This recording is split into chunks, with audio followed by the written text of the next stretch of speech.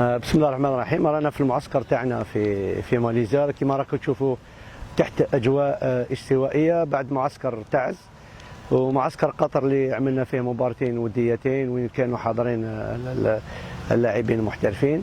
فهذا المعسكر يعني تم الاستغناء عن اللاعبين المحترفين لاسباب انه هما تحت تصرف الانديه تاعهم ومش في ايام فيفا، واستدعينا لاعبين اللي كانوا معنا في المعسكر تعز، وكذلك استدعينا بعض اللاعبين المغتربين في هذا المعسكر اللي راح تكون تخلل فيها مباريات وديه، وان شاء الله تكون